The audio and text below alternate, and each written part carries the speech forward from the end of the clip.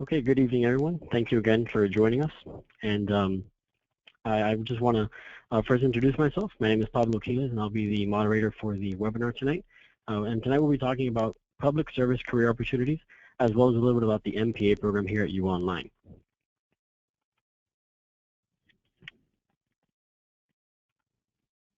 Our goal tonight is to basically answer any and all questions you might have about the program and also about career opportunities in this field. Since we cannot hear you ask any questions that you do have, you can ask them through the question box that you see there on your screen. And we actually have another EA that will be moderating the questions as well. His name is Marcel Robieu, and any questions that you have, he will be able to answer them for you. Also, if you're on Twitter, we will be live tweeting the webinar, and you can follow us using the hashtag UOnlineMPA through the account at UOnline.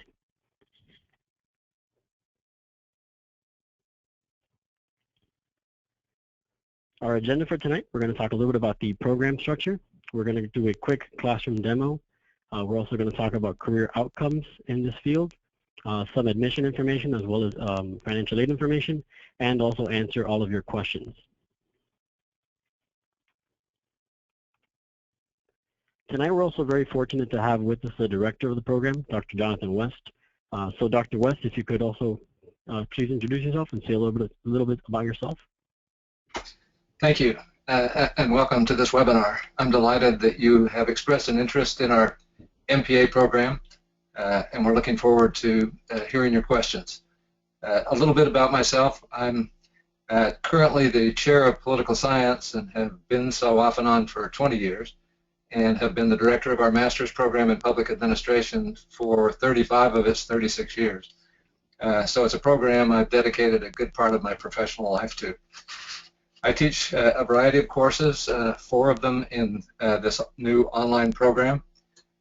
My prior teaching background includes teaching at American University while I was in the service as a captain in the Medical Service Corps, and then teaching at the University of Houston, the University of Arizona, and I've been here at the University of Miami since 1981. I did have some government experience working in the Office of the Surgeon General for the Department of the Army from 1969 to 1971. So I'm looking forward to your questions, and be happy to introduce you to our program. If you go to the slide on the screen following my picture, you can see a little bit about the program structure. It is a 36-credit degree program that can be completed in 24 months.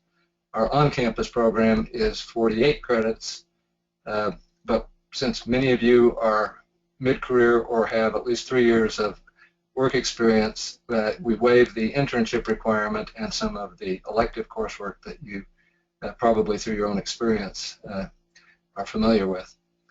The faculty who will be teaching you also teach on our campus, and they're very distinguished faculty who are innovative instructors, and the degree you receive will be an equivalent degree to the degree that is offered here. Same requirements, same rigor, and so forth. You can see from the screen some of the subject areas that are included in the curriculum. It's a broad introduction to public administration. You receive information about how to manage 3 critical resources: people, money, and information. You learn about leadership and the challenges facing leaders in public service.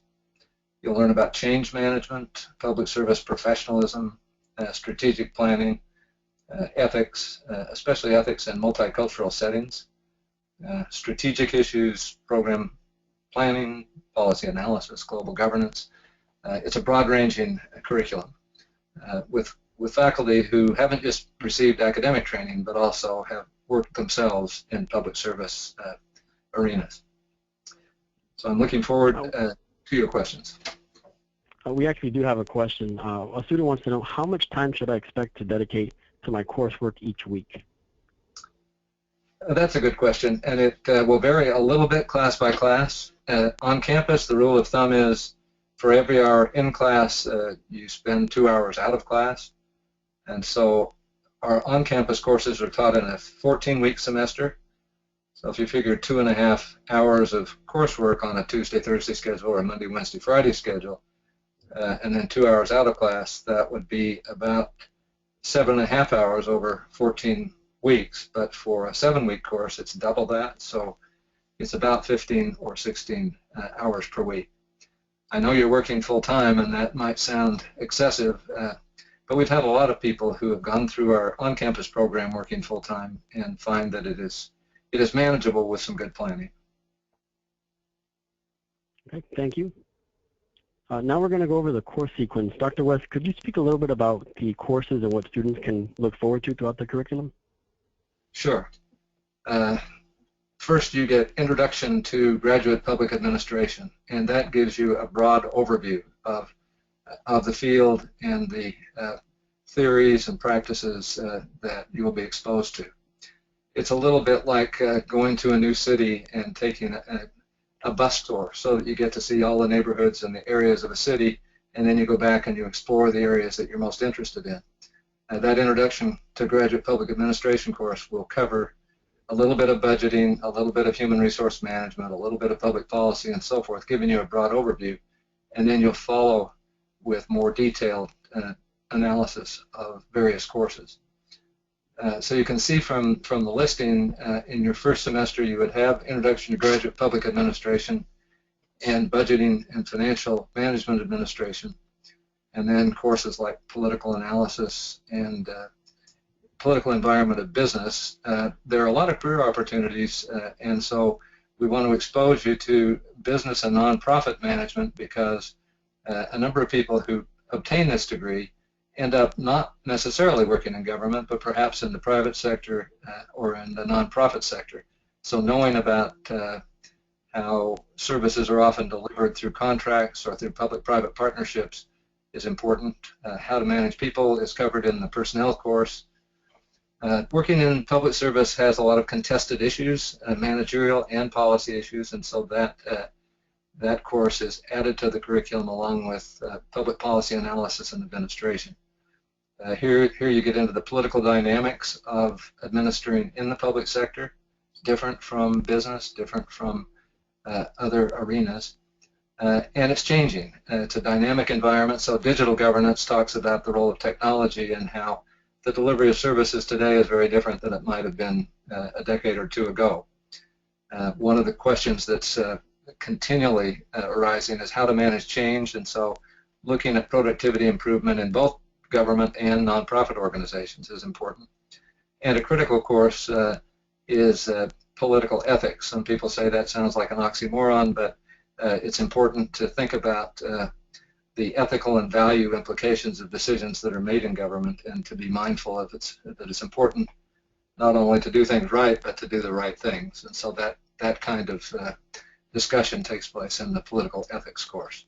So that comprises your 36 credits, and it tells you something about the background. The two other courses, one is on non-governmental organizations and global governance, so the arena, and goes beyond the shores of the United States and talks about things that are happening in other cultures and other countries. A lot of our on-campus students are international students, so that global emphasis is important. And then seminar administration gets into organizational dynamics, theories and behavior of how to manage in organizations. Thank you, Dr. West. Since we are on the topic of the courses, I am going to do a quick classroom walkthrough now as well. So right now the MPA Classroom is actually not developed at this exact moment, but it will be ready for the upcoming term in January. So there will actually be a walkthrough closer to that date that you would do with your enrollment advisor. So what I'm going to show you now is basically the how the sport administration class looks, which is essentially how the MPA Classroom will look as well. So on your left-hand side, you're going to have a toolbar where you can basically click through all the different sections of the classroom, through the course announcements, through the faculty bio, through the course syllabus. You can check your grades, course messages. Some professors do choose to communicate with students through this section. Others prefer personal email, and your professor will let you know what they prefer. And then further down, you'll see each week. So in a 7-week course, like the MPA one, you will see week 1 and whatever that course or whatever that week will cover all the way through week 7. So just to give you an idea of how the first week might look, when you click the link, it's going to open up a new tab. And when you are in the classroom, we do ask that you please use Google Chrome. It is the browser that we recommend. It's really the only one that works best with the online classroom. And when you click your week, you're actually going to see all your assignments for that week on one single streamlined page. So it's pretty convenient. Everything is in one area, so you don't have to click around and kind of try to find things. So as you scroll down, you'll see your activities for the week. For this specific course, there's 2 discussions, there's a quiz, and a journal assignment. It does change week to week, and it obviously does change class to class. As you scroll through, you'll see your first discussion, what you are required to do. Obviously, it's going to change for the MPA program. This specific course does require that you record yourself and do a quick introduction, a video introduction of yourself. Not every class will require some form of video for the discussions, but this one does. As you scroll through, you'll see links throughout the page that will take you directly to the discussion post. So when you click that, it'll take you to the discussion thread for the first discussion for week 1. As you keep going through the week, you'll see all the other assignments that are on here and other resources or material that you can use for the assignments as well. Okay, most assignments are going to be due midnight Eastern Standard Time, unless your professor indicates something differently, and they're not all going to be due on the same day. Some will be due on Tuesdays, some might be due Wednesdays. It really depends on what that professor prefers. Okay, and as you scroll down, you'll see here that there's a quiz for this specific week. Quiz is something that's very important to keep in mind. Once you start a quiz, you have to finish that quiz within the time allotted. Sometimes you'll have 30 minutes, sometimes you'll have an hour. It, again, depends on that professor, on that course. So please pay attention to how long the quiz is and pay attention to your time when you start it.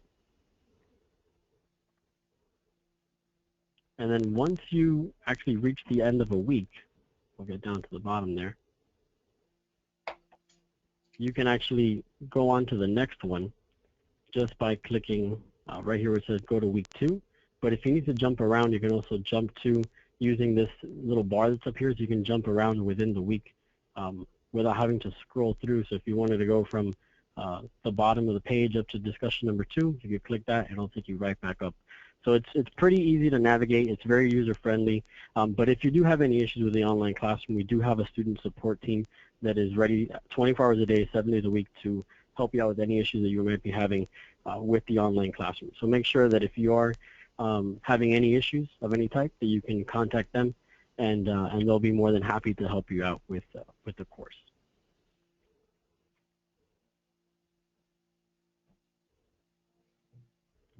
So now we're going to go back to the PowerPoint slides. And we're going to talk a little bit about public service careers. That's obviously a question that many students have. So Dr. West, could you talk a little bit about what kind of career opportunities someone with an MPA degree could have? Sure, I'd be happy to do that. I think the term public service has changed over the years. It used to be that if someone said, I'm going to go into public service, it meant they were going to go to work in government, either at the national, state, regional, local level. Increasingly, that's been broadened out, so public service can be working in those government jobs, or it can be working in a variety of nonprofit organizations or in the public sector working with government in a regulatory role or an advising role or a consulting role. And so you see on the screen that the Bureau of Labor Statistics predicts that jobs in the public sector will increase by a substantial amount, 1.4 million over the next decade. There are opportunities, and they continue to open up. It's true that in the past we've seen a lot of cutbacks, and we've seen some organizations that have had to cease hiring temporarily, but there's always going to be a range of opportunities in government and in nonprofits and in private sector organizations that work directly with government. You see on the screen a range of job titles of some of the graduates of our program. and it's a fairly diverse group, both in terms of the job titles and the places where they have been working. Other titles of people who have received the MPA degree might be policy and research analyst, consultant, assistant to the director, program manager, project manager, outreach coordinator, senior researcher, program and budget analyst, and so forth. They really are a diverse set of jobs. We have placed people at the federal level in the Department of Labor, at the Centers for Disease Control. We've had graduates go to Wall Street. We've had some working for nonprofits like libraries or the Symphony or a labor union. The Audubon Society. I just placed an intern at the United Nations working for the Assistant Secretary General for Human Resource Management.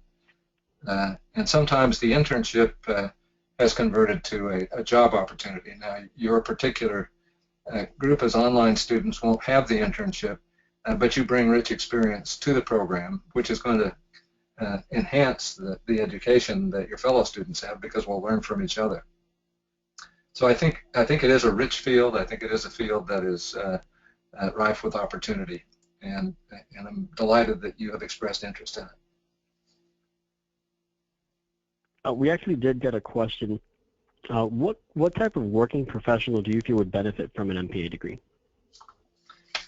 It could be those people who want to move up in their organization, who seek to advance. We've had a number of teachers go through the program, and they aspire to be either department heads or principals.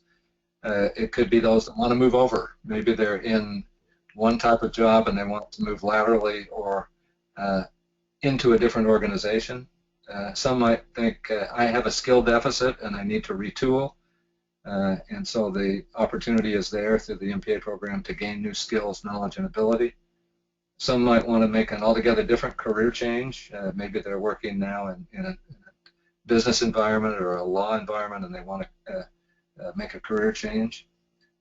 Some people want to re-enter the workforce. They might have been out for a while to raise a family, or for other reasons. Maybe they've been in the military or on assignment, and so they could find this useful. If they're recently laid off or out of work, this is an opportunity to ensure your employability in the future. Okay, thank you. Now we're going to talk a little bit about the application information. But before I do that, I kind of wanted to know, what are you looking for in an MPA applicant? Well, we have the standard things to examine, the grade point average and the GRE scores, but those don't tell the whole story. And we're looking for a well-rounded student, students who have a solid academic record, ideally have some work history, especially for the online program, since that's one of the requirements. Students who have public service motivation. Not everyone does have that orientation, but it's important. And a fairly well-defined career ambition. Sometimes they change in the middle of the program, and so we have some people come in who think they want to do one thing and find out doing something different. We've also had several students who go through the MPA program and they become so intrigued with an aspect of the program they want to go on for further study, either a second graduate degree or an additional bit of training. But our key indicators in looking at the applications are how have they done in the past, either on tests or in performance on the job or with grade point average. Do they have relevant work experience? Does their resume show some evidence of public service motivation or their personal essay? Does their academic transcript represent consistency and high performance, especially in the last 2 years? And what do other people have to say about them? Do they vouch for their competence as a student through letters of recommendation? So those are basically the things that we're looking for. Okay, thank you. So as Dr. West just mentioned, for the application, there are obviously things we're going to need, like letters of recommendation. We only need 2 of those. We do need a personal statement, TOEFL scores if they're applicable to your case. We will need official GRE scores or GMAT as well. and obviously your official transcripts from the previous academic institution that you attended. We do have a deadline coming up now for the spring term that starts in January. The courses start January 11th, and the deadline is December 21st, but there is still time to get admitted if you are looking to start in the spring. I know that it might seem like December 21st is right around the corner, but we do still have plenty of time to get all of your documents in. Even though we do require official transcripts, we can use unofficial ones in the meantime, just to get your application started and to potentially get you accepted into the program. And if you are looking to start the program in January and you don't have an application in the system yet, please go to myonline.miami.edu. You'll see the link there at the bottom. If you do have an application in the system, we will be reaching out to you tomorrow and just following up to see if you have any further questions and to see how we can help you get started with the upcoming in the upcoming spring term. One thing that we do pride ourselves on is our hands-on involvement with our students. So once a student applies, we do reach out to you personally. We do try and help you get through the process, and we do guide you throughout step by step. So another thing that we feel students do enjoy is that once your application is in the system and we have all your documents, you do get an answer from us very quickly within 48 business hours. So you do get a response very quick whether or not you were accepted into the program. That's something that that we feel really sets us apart from other institutions also. If I might, another question. Yeah, go ahead. I just wanted to mention that some of you who might have decided very recently that they're interested in this program might not be aware that we do have something called a Public Administration Certificate, and that would enable someone who hasn't yet taken the GRE or the GMAT, or who would prefer not to actually start the program, and then, assuming everything else is in place and that they're qualified, and then if they complete 18 credits with a B or better, they can be admitted to the program as a full degree seeking student without taking the national test, which I know some people get nervous about. So I just want to mention that as one option. Okay, thank you. One other thing we're going to talk about is financial aid. We obviously do get a lot of questions regarding whether or not financial aid is available, and the answer is yes. At the graduate level, there aren't any grants, but there is financial aid in the form of federal student loans. So if you feel that perhaps loans aren't for you, we do have other options as well, like monthly payment plans. But there are options as far as funding your education. So we do look forward to speaking with all of you tomorrow or in the near future to kind of go over these options with you. Also, if you're in the military, we also have options as well. So don't think that just because the tuition is what it is, or whatever the case might be, that perhaps this program isn't for you. There are options and there are ways to obviously pay for this. Also, you can check with your employer as well to see if they have some sort of tuition reimbursement policy. Many employers do have that, so if they do, please try and take advantage of that as well. Okay, so thank you again for joining us. These are some of the links that you can access, whether it's the university's website, our online application. We also have a blog that many students find useful as well. If you want to speak to one of us, you can always call us at the 1-800 number that you see there, 1-800-411-2290. And we're also on Facebook, LinkedIn, and Twitter. So thank you again for joining us, and we look forward to seeing you in the program in the very near future. Goodbye.